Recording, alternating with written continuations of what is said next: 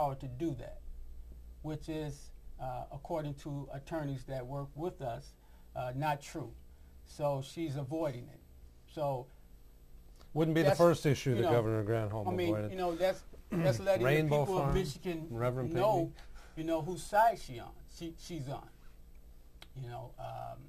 How can you neglect doing something that would not cost a penny to the taxpayers in Michigan, and would be, so beneficial to the residents who houses or who's losing homes and neighborhoods being destroyed. Absolutely. And it's really interesting to see how these the different problems interface with each other. One of the biggest reasons for foreclosures is because the person or the family has suffered some catastrophic health issue. So because they have inadequate health care, they are forced to lose their homes. Because the healthcare expenses are taking the budget that otherwise would go to pay the mortgage or the rent. Exactly. Right. That's, yeah, clearly healthcare, it's one of the largest drains on the economy. Aside from the war, let's take the gross national product and blow it up and kill people doing it. But short of that, it seems we just have crazy economic policies. So, well, it's a policy that seems to reward the large corporations rather than looking at the needs of the people who live in the state of Michigan. well, that it does. And we just saw that with the bailouts to the banks. Right. How it rewards the large corporations, and certainly they didn't know what they did with the money, and if that money had been distributed among the poorest people, whether they knew what they were doing with it or not, we'd know at least it would go into the economy, into the grassroots economy, and perhaps trickle up rather than just be used in the paper economy of the world of finance. But what's very interesting about the economic crisis, it seems to me as a retired auto worker who sees the big crisis in auto, is that the corporations are using the economic crisis to impose greater anti-union policies. So that's why Bush announced that policy when he gave the bailout package to GM and Chrysler. Kind of a double whammy, huh? Exactly. Instead of saying, oh, this is an economic crisis and the people who are jobless, the people who We'll all suffer together. No, right, and I mean, we're talking about 250,000 people every month who are losing their jobs at a national level. And they didn't do anything to cap CEOs' salaries or golden parachutes or bonuses or anything like that. So, why should they cap the wages of the average worker? And it's to create this illusion that it's the worker who is the problem, that we're lazy, that we don't work hard enough. Actually, We're getting paid too much. That's yes, what right. And anybody who knows Diane knows she's not lazy. But you see, And Derek too. The productivity is very high in the United States.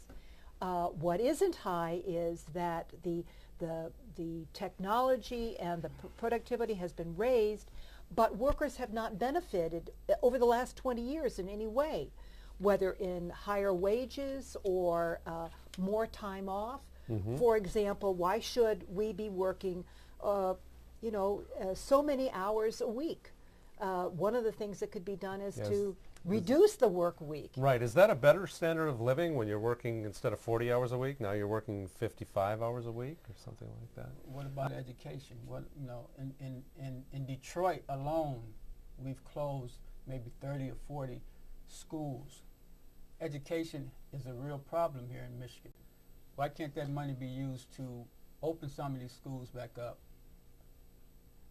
Michigan, resupply yeah. some of our badly needed city services. Of course we need to help the workers, but shouldn't some of that money be used for educational purposes? Well, for our whole infrastructure. Okay, so we want to create. We have to think about that. It's not just the infrastructure of building mass transit. It's also the infrastructure of educating people, right? So these are the kinds of projects that we would like to see developed.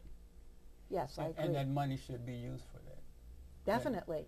And we should, and Michigan should get more because Much the more. the need is so great.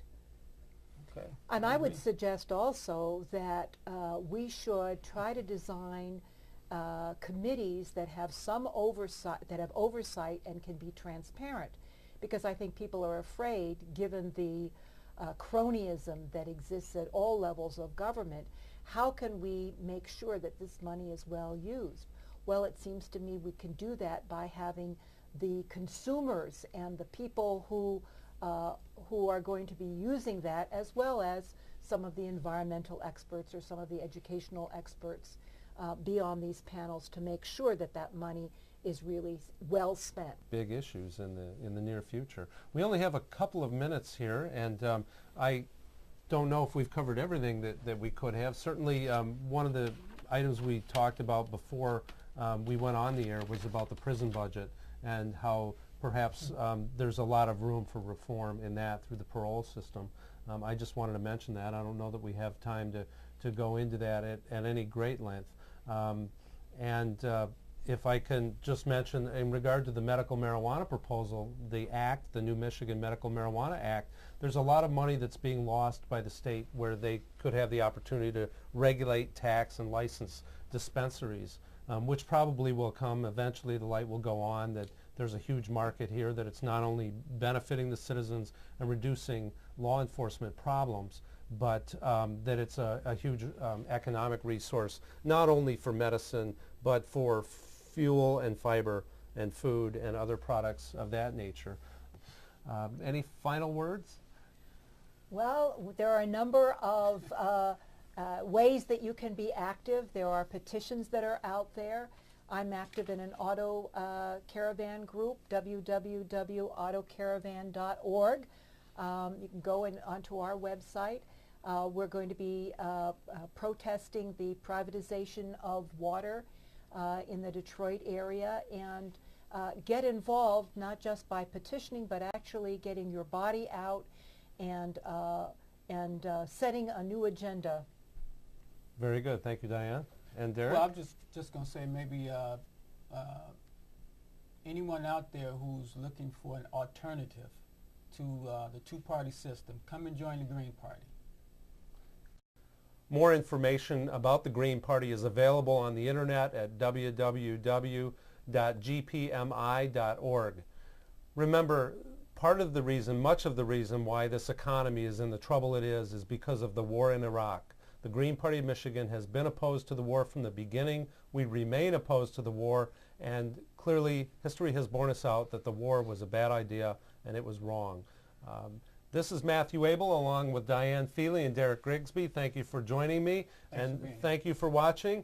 This is the Green Party of Michigan response to the Governor's State of the State message for 2009. I'm Matthew Abel. Good night.